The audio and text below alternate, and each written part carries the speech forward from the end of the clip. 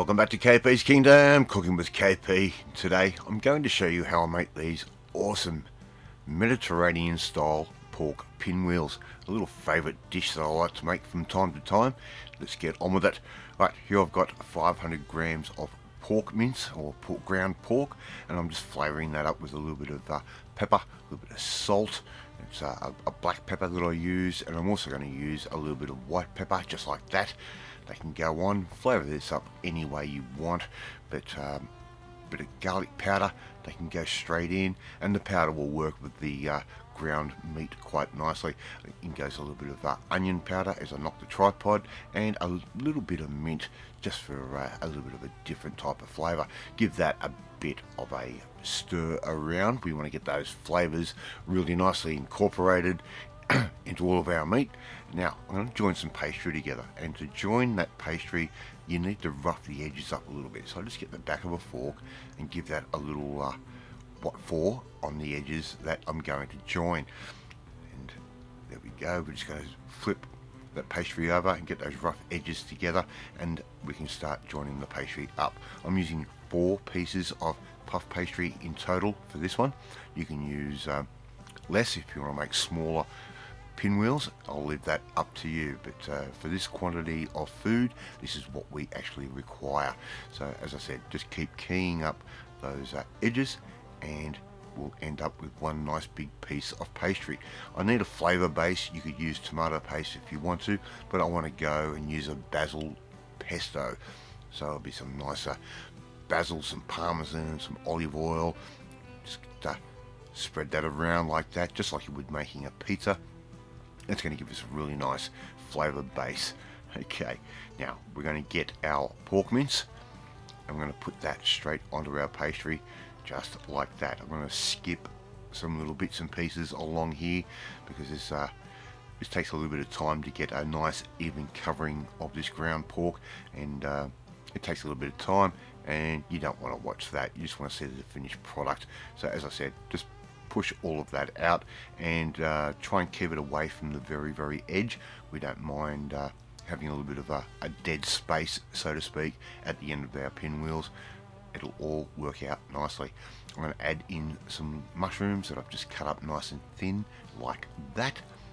They can go straight on, and the mushroom actually ends up being a really nice flavour as well, and it will add a little bit of extra moisture to it. Don't worry, this will all work out in the end. Some spinach leaves, baby spinach leaves, put those down, and you just create this thing as though you're making a pizza. So you put the toppings that you want. I've folded one edge over. It's going to be the very inside edge. We're going to put a little bit of grated cheese. Use the grated cheese of your choice, and just remember, invention is always great in the kitchen. Roll this up like one big sushi roll, nice and carefully, nice and slowly, taking a lot of care to try and get everything nice and even. Once you've done that, we can start cutting these up into little rings or little pieces.